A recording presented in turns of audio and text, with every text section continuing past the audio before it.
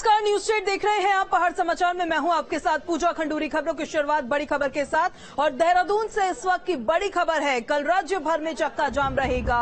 Automated testing station के विरोध में ये चक्का जाम रहने वाला है। चक्का जाम परिवहन निगम की यूनिट्स में रहेगा।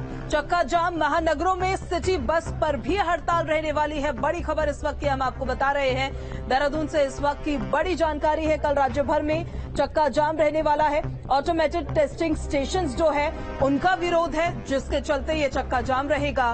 परिवहन निगम की यूनिट्स में चक्का जाम रहेगा। महानगरों में सिटी बसेस की भी हड़ताल रहने वाली है।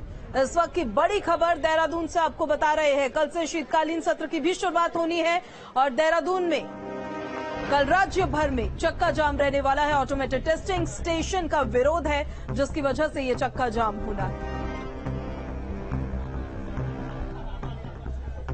और इस खबर पर ज्यादा जानकारी के साथ हमारे संवाददाता सुरेंद्र डसीला हमारे साथ सीधे कनेक्ट हो गए हैं। सुरेंद्र, कल राज्य भर में चक्का जाम रहने वाला है, क्यों रहने वाला है, पूरी जानकारी बताइए।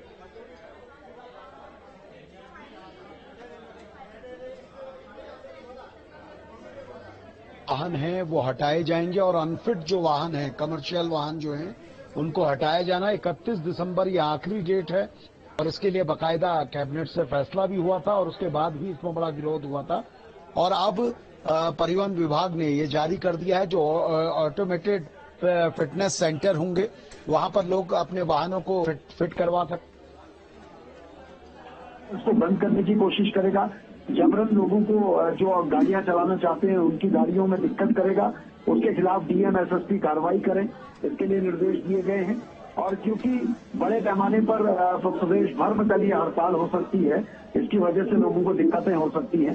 तमाम जो टैक्सी चालक हैं, सिटी बस हैं, डीजल से चलने वाले कमर्शियल जितने भी वाहन हैं वो हड़ताल कर सकते हैं। और क्योंकि सीधे तौर पे कहा गया है कि 10 साल पुराने सभी डीजल वाहन हटाए जाएंगे या फिर ऐसे जो अनफिट हैं उनको हटाया जाएगा। तो इसलिए विरोध प्रदर्शन चल रहा है, लेकिन परिवहन विभाग की भी तैयारियां पूरी। चलिए ठीक है सुरेंद्र, आप बने रहिए हमारे साथ, आपके पास वापस हम लौटेंगे। फिलहाल खबरों में आगे बढ़ते हैं और टिहरी से अगली खबर। बालगंगा रेंज में आदमखोर का आतंक है। 12 साल के एक किशोर को गुलदार ने अपना निवाला बनाया है। इलाके में जंगली जानवरों का आतंक थम नहीं रहा है। गांव में ही खेलकर वापस लौट रहा था किशोर और उसी दौरान इस गुलदार ने उस किशोर को अपना निवाला बना लिया। आदमखोर के आतंक को लेकर लोगों में अब आक्रोश है। वन विभाग की ओर भी बड़ी खबर इस वक्त की हम आपको बता रहे हैं। एक 12 साल के किशोर को गुलदार ने अपना निवाला बनाया है, जिस वजह से अब ग्रामीणों का आक्रोश भी नजर आ रहा है। कल से उत्तराखंड विधानसभा का शीतकालीन सत्र होगा। अनुपूरक बजट पेश करेगी सरकार और विपक्ष ने अब तैयारी कर ली है। सरकार को घेरने की रणनीति बनाई है। सदन में हंगामे के आसार है। भ्रष्टाचार के मुद्दे पर हंगामे की आशंका है। भर्ती घोटाले पर हंगामा कर सकता है विपक्ष। भर्ती घोटाले पर भी सवाल जवाब हो सकते हैं और अंकिता हत्याकांड समेत कई मुद्दों पर हंगामे के आसार है। उत्तराखंड विधानसभा में शीतकालीन सत्र का आगाज होगा। सत्र से पहले विधानसभा अध्यक्ष ऋतु खंडूरी ने सभी दलों से सहयोग की अपील की है।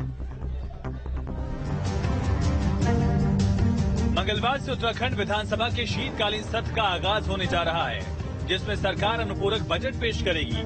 ऐसे में सरकार जहां बजट को लेकर तैयारी कर रही है, वहीं विपक्ष अपनी भूमिका को लेकर भी पूरी तरह से तैयार है। सत्र में विपक्ष के हर सवाल का जवाब देने के लिए सरकार ने अपनी रणनीति बना ली है। तो विधानसभा अध्यक्ष ऋतु खंडूरी सत्र को बेहतर तरीके से संचालित करने के लिए उन्होंने सर्वदलीय बैठक बुलाई। सभी दलों के नेताओं के सामने सबसे सहयोग की अपील भी की। मेरा अच्छी बातचीत हुई है उनसे और निवेदन ये रहा है, सदन एक ऐसा जगह है, ऐसा पटल है जहाँ पर आप अपनी बात रख सकते हैं। निवेदन ये है कि शांतिपूर्वक अपनी बात कहें। तल्खी तो जरूर रहती है, लेकिन शब्दों का भी ध्यान रखें। जहाँ एक तरफ सरकार सत्र में हर तिरंदाजी का जवाब देने के लिए तैयार है, वहीं विपक्ष भी अपने सवालों के बाढ़ से सत्ताधीशों को घेरने की तैयारी में जुटा है। कांग्रेस विधानमंडल दल की बैठक से कानून व्यवस्था, भ्रष्टाचार जैसे मुद्दों पर और कई अहम मुद्दों पर सरकार को धराशायी करने की प्लानिंग पर मुहर लग गई है। सत्र हंगामेदार होने के आसार लगाए जा रहे हैं। विपक्ष भ्रष्टाचार, भर्ती घोटाला, अंकिता हत्याकांड समेत कई मुद्दों को उठाने की तैयारी में है। शीतकालीन सत्र को लेकर पक्ष विपक्ष अपनी अपनी भूमिका को पुरजोर तरीके से विधानसभा में रखने को बेताब है। ऐसे में सियासी पार्टियों का अपना अपना खाका खींचा जा चुका है। देखने वाली बात यह है कि कौन किस पर कितना भारी पड़ेगा और सत्र में इसका क्या असर पड़ेगा। सवाल जवाब में जवाब कितने सवालों को भेद पाएंगे। Team news state. और हमारे संवाददाता सुरेंद्र जसीला हमारे साथ लगातार बने हुए हैं। सुरेंद्र, कल शीतकालीन सत्र की शुरुआत और कल सबसे अहम चीज की क्या है सरकार का प्लान और क्या है विपक्ष की रणनीति। सुरेंद्र, देखिए, कल से विधानसभा के शीतकालीन सत्र की शुरुआत हो रही है। सत्र की शुरुआत जैसा हम पहले से कह रहे हैं हंगामेदार ही रहेगी। इसलिए रहेगी क्योंकि एक तो लॉ एंड ऑर्डर के मुद्दे पर कांग्रेस सदन में हंगामा करेगी।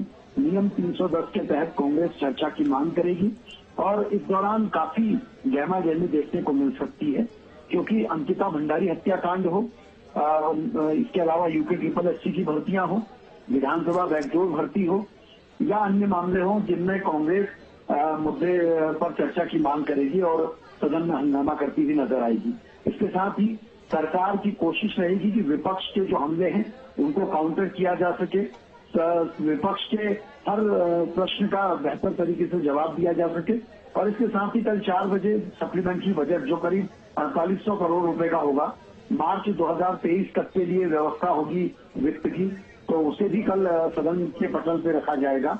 क्योंकि सदन में की शुरुआत में ही हंगामा देखने को मिलेगा, तो ये जरूर देखना है कि क्या प्रश्नकाल चल पाएगा या नहीं चल पाएगा। विपक्ष के तेवरों को देखकर तो नहीं लगता कि वो चर्चा की मांग के बिना अगर चर्चा की उनकी मांग स्वीकार होती है तभी वो सदन में दिख सकते हैं, वरना विपक्ष हंगामा करता हुआ। ठीक है सुरेंद्र, बहुत शुक्रिया आपका तमाम जानकारी के लिए। तो कल का सत्र हंगामेदार होने के आसार जताए जा रहे हैं। और देहरादून से बड़ी खबर है, कांग्रेस पार्टी की विधानमंडल दल की बैठक, नेता प्रतिपक्ष यशपाल आर्य के आवास पर यह बैठक हो रही है। बैठक में प्रीतम सिंह मौजूद है, हरीश धामी मौजूद है, अनुपमा रावत मौजूद है। कानून व्यवस्था समेत कई मुद्दे ऐसे हैं। कल से शीतकालीन सत्र की शुरुआत होने जा रही है जिन मुद्दों को कांग्रेस कल उठा सकती है, विपक्ष कल उठा सकता है। और उसी से पहले ये बैठक काफी अहम, विपक्ष की रणनीति के लिहाज से भी कांग्रेस पार्टी की विधानमंडल दल की बैठक हो रही है। नेता प्रतिपक्ष यशपाल आर्य के आवास पर यह बैठक हो रही है और इस बैठक में भी प्रीतम सिंह की मौजूदगी है, हरीश धामी मौजूद है, अनुपमा रावत मौजूद है। कानून व्यवस्था है, महंगाई है, बेरोजगारी है, कई अहम मुद्दे हैं जिसको लेकर चर्चा हो रही होगी। टिहरी से अगली खबर, धनौल्टी को सीएम धामी ने सौगात दी है। कई विकास की परियोजनाओं का लोकार्पण किया, शिलान्यास किया, वृहद कीड़ा और सांस्कृतिक महोत्सव का उद्घाटन किया। टिहरी के धनौल्टी विधानसभा क्षेत्र में सीएम धामी ने कई विकास योजनाओं का लोकार्पण और शिलान्यास किया है। धनौल्टी में सीएम धामी ने वृहद क्रीड़ा एवं सांस्कृतिक महोत्सव का भी उद्घाटन किया है। बड़ी खबर टिहरी से आपको बता रहे हैं और ये उसी दौरान की तस्वीरें हम आपको दिखा रहे हैं जब वहां पर कार्यक्रम का ये देखिए आयोजन किया गया था। धनौल्टी की ये तस्वीरें आप देख रहे हैं जब धनौल्टी को सौगात देने के लिए सीएम धामी पहुंचे थे। कई परियोजनाओं का उन्होंने शिलान्यास आज किया है, लोकार्पण आज किया है।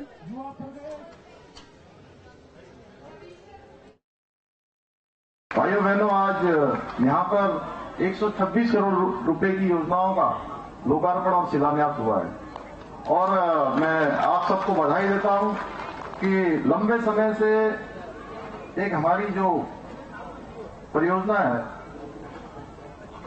पंपिंग योजना, कांडी पंपिंग योजना, उस कांडी पंपिंग योजना के बारे में जहां क्षेत्र के लोग बहुत ज्यादा लंबे समय से प्रयास कर रहे थे, वहीं हमारे विधायक जी उसके लिए विशेष रूप से लगे हुए थे।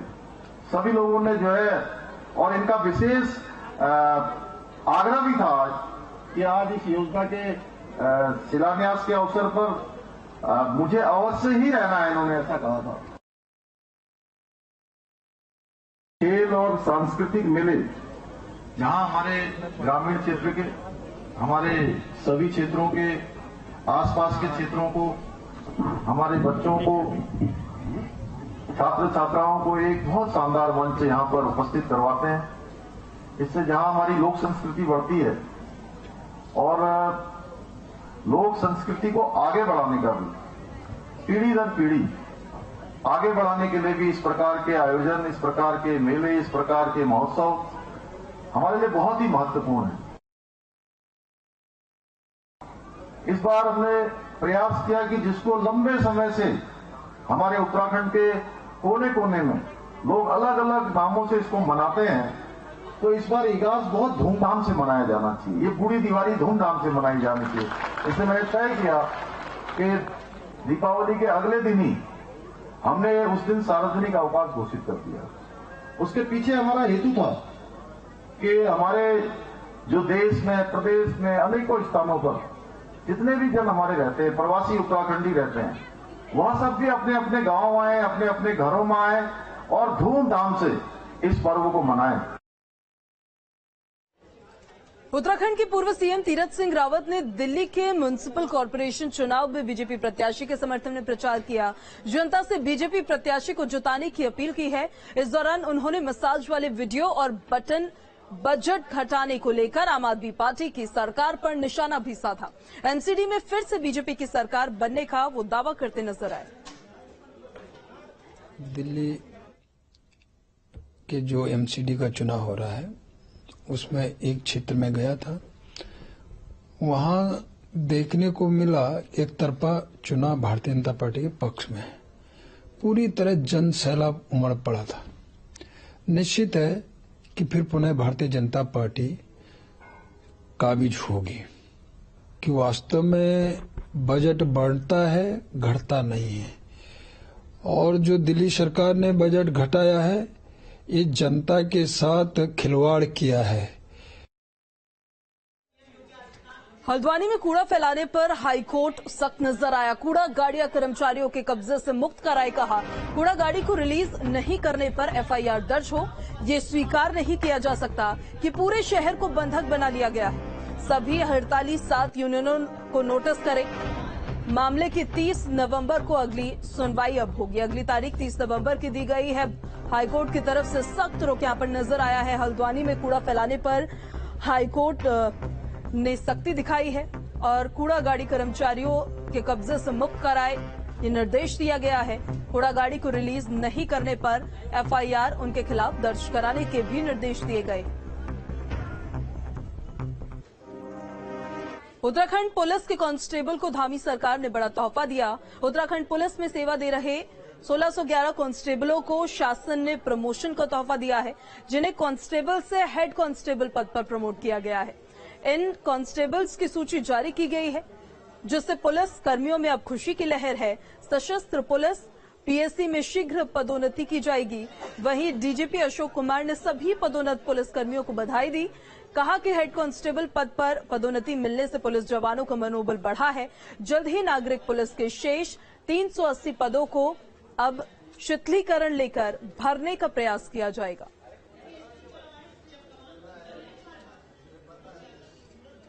धर्मनगरी हरिद्वार में देश और विदेश से लाखों की संख्या में श्रद्धालु हरिद्वार आकर गंगा में डुबकी लगाते हैं। भारी भीड़ आने के कारण हरिद्वार में जगह जगह जाम की स्थिति देखने को मिलती है। बाहर से आने वाले श्रद्धालु और स्थानीय निवासियों को काफी परेशानियों का सामना करना पड़ता है। पुलिस ने जाम की स्थिति को खत्म करने के लिए ट्रैफिक प्लान बनाया है। 1 दिसंबर से ये प्लान पूरी तरह से लागू किया जाएगा। जाम की स्थिति को देखते हुए हमारे द्वारा चरणबद्ध तरीके से प्लान बनाए जा रहे हैं। उनकी तरफ से कहा गया है, बताया है कि पहले चरण में ई रिक्शा वाहन के लिए 16 रूट निर्धारित किए गए हैं। नए ट्रैफिक प्लान में ई रिक्शा संचालकों के लिए काफी मुसीबत होगी। ई रिक्शा चालक निर्धारित रूट पर ही संचालन कर सकेंगे। में यातायात व्यवस्था को सुचारू रूप से चलाने हेतु हमारे द्वारा एक नई प्रोसेस अपनाई गई है। इस व्यवस्था के तहत हमारे द्वारा जनहित में फेज 1 में ई रिक्शा वाहनों का रूट निर्धारित कर उन्हें रेगुलेट करने की कवायद शुरू की गई है। इस प्रोसेस में हमारे द्वारा सभी स्टेक होल्डर्स के साथ मीटिंग आयोजित की गई है। मीटिंग में उनके द्वारा रखे गए विचार विमर्श तथा उनके द्वारा दिए गए सुझावों को एकीकृत किया गया है। इसी के परिणाम स्वरूप हमारे द्वारा 16 रूट निर्धारित किए गए हैं। सभी 16 रूटों का एक कलर कोडिंग दी गई है तथा उस रूट पर चलने वाले वाहनों की संख्या भी नियत की गई है। हरिद्वार में यातायात व्यवस्था को सुचारू रूप से चलाना। देहरादून से अगली खबर है, जहां पर चंद्रबनी चौक पर भीषण सड़क हादसा हो गया। बेकाबू ट्रक ने कई वाहनों में टक्कर मारी। एक युवक की मौत हो गई, कई लोग घायल हुए हैं। ब्रेक फेल होने से बेकाबू हुआ ट्रक। देहरादून के चंद्रबनी चौक पर सहारनपुर की तरफ से आ रही बेकाबू ट्रक ने कई वाहनों और पटरी साथ ही दुकानदारों को रौंद दिया। हादसे में एक युवक की मौत हो गई है, जबकि कई लोग घायल हुए हैं। ट्रक के बेकाबू होने की वजह ब्रेक का फेल होना माना जा रहा है। हालांकि मौके पर पहुंची पुलिस और प्रशासन की टीम जांच में अब जुट गई।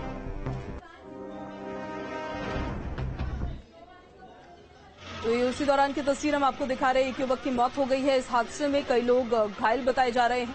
ब्रेक फेल होने की वजह से ये ट्रक बेकाबू हो गया था। हरिद्वार से अगली खबर है। युवकों को हत्यारों के साथ फोटो खिंचवाना भारी पड़ गया। 6 युवकों को पुलिस ने अलग अलग क्षेत्र से गिरफ्तार किया है।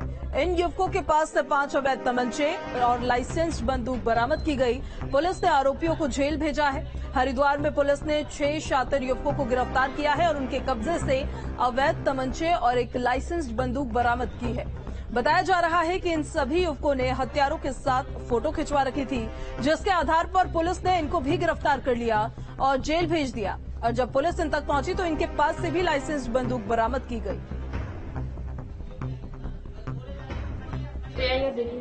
कि सोशल मीडिया साइटों पर व्यक्तियों द्वारा अपने असलाह के साथ कुछ फोटो और वीडियो डाली जा रही थी। इसका तुरंत संज्ञान लेते हुए सिस्टम महोदय द्वारा निर्देशित किया गया था कि ऐसे व्यक्तियों के विरुद्ध सख्त कार्रवाई की जाए। इसी क्रम में हमारी सोशल मीडिया मॉनिटरिंग सेल द्वारा चौकस निगरानी की गई। उसके तहत हमारे द्वारा कुछ लोगों को चिन्हित किया गया। चिन्हित करे हुए लोगों का कार्रवाई के उपरांत हमारे द्वारा 6 अभियुक्तों को गिरफ्तार किया गया। चलिए तो फिलहाल रुक रहे एक बहुत छोटे से ब्रेक के लिए। आप बने रहिए न्यूज स्टेट के साथ, जल्द वापस लौटते हैं।